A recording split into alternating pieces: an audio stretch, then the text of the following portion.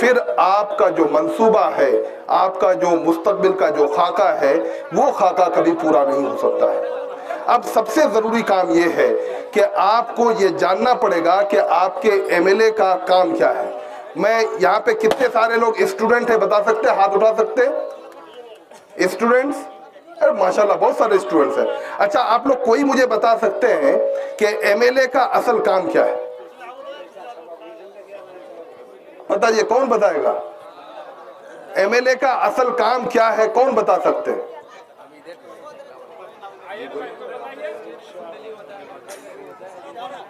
आइए, इधर आइए,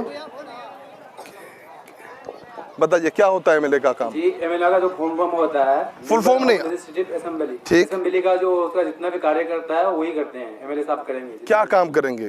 जिसके उसका फंड में जो भी काम करेंगे, जो भी काम आता है, रोड बुनियाद जो भी है वो करेंगे। चलिए चलिए चलिए, बहुत अच्छा। एमएलए का असल जो काम है वो आपके लिए कानून साजी करना, कानून बनाना, और जो कानून बनाए हुए हैं उन कानून की निगरानी करना कि वो कानून पे सरकार चल रही है या नहीं चल रही है। अब आपको मैं एक उदाहरण, एक बहुत ही छोटा सा एग्जाम्पल देता हूँ कि जैसे पटना के लोग हैं, पटना के लोग जितना टैक्स पे अदा करते हैं उतना ही टैक्स तो आप भी अदा करते हैं ना। अगर यहाँ पे अगर आप एक कपड़ा खरीदते हैं, वो अगर यहाँ पे 100 रुपये मीटर है तो पटना में 150 रुपये मीटर तो नहीं है, बराबर ही दाम है उसका। तो वहाँ पे भी सरकार उस 100 रुपये के कपड़े में 10 रुपये टैक्स लेती है और आपसे भी 10 रुपये की टैक्स लेती है। तो यानी कि सरकार के खजाने में पटना का एक आदमी जितना पैसा जमा करता है उतना ही पैसा आप भी जमा करते हैं, सही बात है।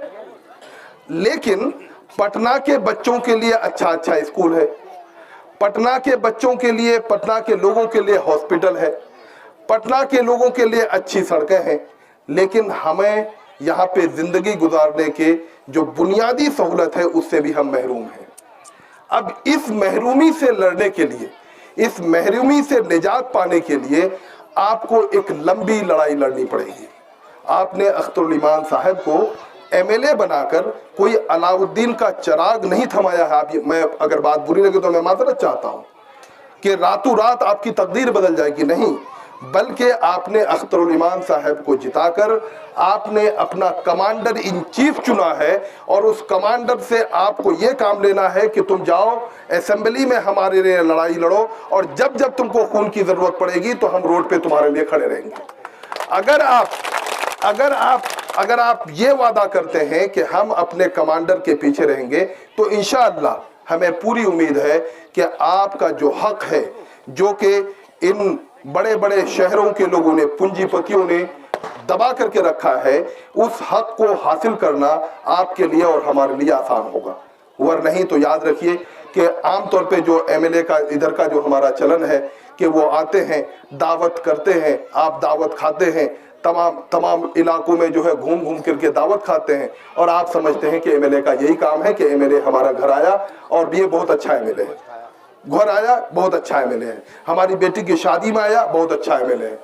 मेरे भाइयों, बुजुर्गों, साथियों, मैं आपसे एक वादा लेना चाहता हूँ, वो ये कि अगर आप अपने एमएलए को सही से काम करने के लिए देना चाहते हैं तो आप उनको कभी भी शादी में दावत मत कीजिए, क्योंकि आपने कभी शादी में दावत के लिए उनको आपने एमएलए नहीं चुना है। आपने उनको इसलिए चुना है कि वो जाकर के पटना की असेंबली में काम करें। जलसे में हमारे बहुत सारे उलमा कराम हैं जो तकरीर करते हैं, लेकिन आप अपने एमएलए को भी जलसे में बुलाते हैं। जब एमएलए को जलसे में बुलाते हैं तो जाहिर सी बात है पटना में रह करके काम कौन करेगा फिर हमारा। आपको चूज करना पड़ेगा, आपको चुनना पड़ेगा कि आपने अपना एमएलए क्या करने के लिए चुना है। क्या शादी में भोज खाने के लिए चुना है तो बहुत अच्छा भाई, भोज खिलाते रहिए आप। क्या आपने अपना एमएलए जलसे में तकरीर करने के लिए चुना है तो बहुत अच्छा, फ्री में जलसे में तकरीर करवाइए और आप उनसे 100,000 रुपये चंदा भी लीजिए। अगर आप इस तरह से अपने एमएलए का इस्तेमाल करेंगे तो आपके इलाके के, हमारे इलाके के जो मसाइल हैं, जितनी परेशानियां हैं, उन परेशानियों को हल करने में हमको बहुत दुश्वारी आएगी। अभी सबसे बड़ा काम, अभी रात में हम लोग डिस्कस कर रहे थे कि अपने इलाके में सबसे ज़रूरी काम क्या है, तो हम लोगों ने तमाम जितना यहाँ से खारी से लेकर के टीयर पारा तक जितने भी मसाइल देखे, उसमें से मसाइल नंबर 1 ये है कि ये नदी के कटाव से जो बस्ती के बस्ती नदी में बह जा रहे हैं, सबसे बड़ा मसला वो है कि सरकार की नज़र हम उस पर डलवाएं ताकि वो नदी का कटाव को रोक सके। ये सबसे ज़रूरी काम है। आप लोग मानते हैं कि ये सबसे ज़रूरी काम है? ठीक। अब ये ज़रूरी काम अगर है, अब ये सोचिए कि अब इस ज़रूरी काम को हल करने के लिए आपके एमएलए को ज़्यादा से ज़्यादा पटना में तमाम ऑफिसों का चक्कर काट के सरकार को बताना पड़ेगा कि भाई यहाँ के लोगों की ये प्रॉब्लम है। अब अगर हम अपने एमएलए को हर दिन शादी में दावत करेंगे, जलसा में दावत करेंगे, तो उस बेचारे के पास टाइम कहाँ रहेगा कि वहाँ पे काम करे।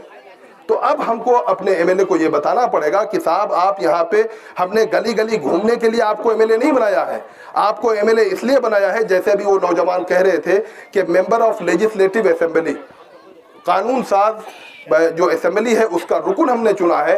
तो आप जाइए पटना में जहाँ जहाँ कानून बनता है और कानून का नफाज जिन ऑफिसों के जरिए से होता है, आप उन ऑफिसों में जा करके आप हमारे लिए हक लेके आइए। और अगर वो ऑफिस वाला और वो असेंबली अगर हमको हक नहीं देता है तो आप बोलिए, हम लोग तमाम लोग जो है जा करके यहाँ पे हाईवे में जा करके चक्का जाम कर देंगे और तब तक नहीं उठेंगे जब तक सरकार हमारे हक को नहीं दे देती है।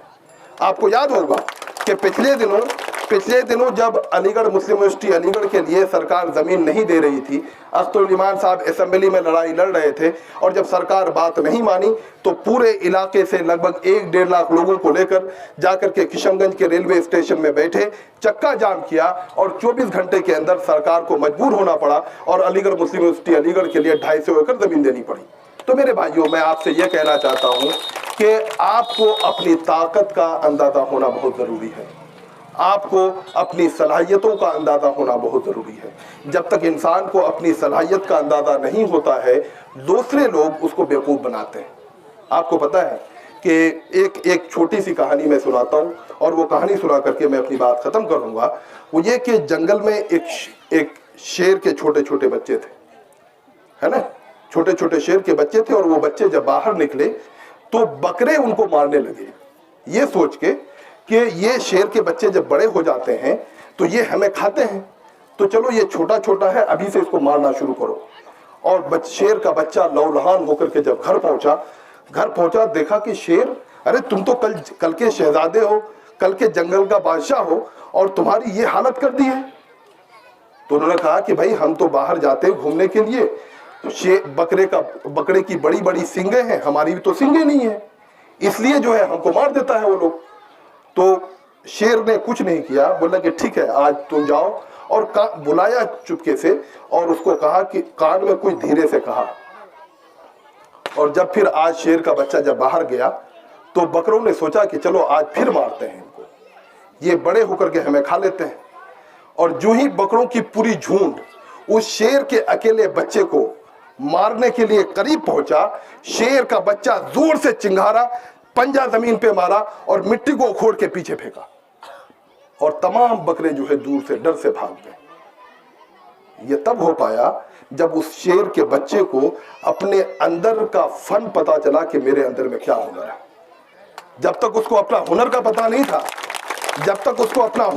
नहीं था, तो वो शेर का बच्चा बकरे से मार खाता था। इसी तरह से हम तमाम लोग कलमा गो, एक अल्लाह से डरने वाले लोग, तमाम लोगों को ये मानना पड़ेगा कि हम जो है सिर्फ दुनिया की किसी ताकत से नहीं डरते हैं, हम सिर्फ अल्लाह से डरते हैं। और जो इंसान अल्लाह से डरता है, जो इंसान ईश्वर से डरता है, वो इंसान किसी दूसरे बंदे से नहीं डरता है। आपका पूरा इलाका, मैं पिछले 3 महीने से आपके इलाके के लोगों से मिल रहा हूँ, बातें कर रहा हूँ, आप लोग जबरदस्त खौफ की नफ्सियात में डूबे हुए हैं। आप लोगों को डर लगता है कि अगर मैं कुछ बोल दूंगा तो फला साहब जो इतने दिन से एमएलए हैं वो हमको अपने लोगों से मरवा देगा, वो हमको पिटवा देगा, वो हमारे बिजनेस को खराब कर देगा। आप यकीन जानिए, इस दुनिया का एक तिनका भी अल्लाह की मर्जी के बगैर नहीं हिल सकता है। अगर कोई 30 साल, 40 साल, 50 साल से कोई अगर गद्दी में बैठा हुआ है और वो सोचता है कि अल्लाह के बंदों को हम परेशान कर देंगे, तो याद रखिए, अगर आप उठ के खड़े हो जाइएगा तो कोई ज़मीन में कोई ताकत नहीं है कि जो आपको हाथ लगा दे। लेकिन याद रखिए, अल्लाह ताला उसी की मदद करता है जो अपने आप की मदद करता है। अगर आप सरेंडर कर जाइएगा, अगर आप अपना गाल आगे बढ़ा दीजिएगा तो फिर आप पीटिएगा। और आखिरी बात मैं ये कहना चाहता हूँ कि मुत्तहिद होना बहुत ज़रूरी है, इत्तेहाद कायम करना बहुत ज़रूरी है। जुल्म के खिलाफ जब तक आप मुत्तहिद नहीं होंगे, इत्तेहाद कायम नहीं करेंगे, जालिम आप पर जुल्म करता रहेगा। इस शेर के साथ मैं अपनी बात ख़त्म करता हूँ कि मुत्तहिद हो तो बदल सकते हो निज़ाम आलम, मुंतशिर हो तो मरो शोर मचाते क्यों हो। बहुत बहुत शुक्रिया, आप लोगों ने मेरी बात को बहुत गौर से सुना। आप लोगों की मोहब्बतों का बहुत बहुत शुक्रिया।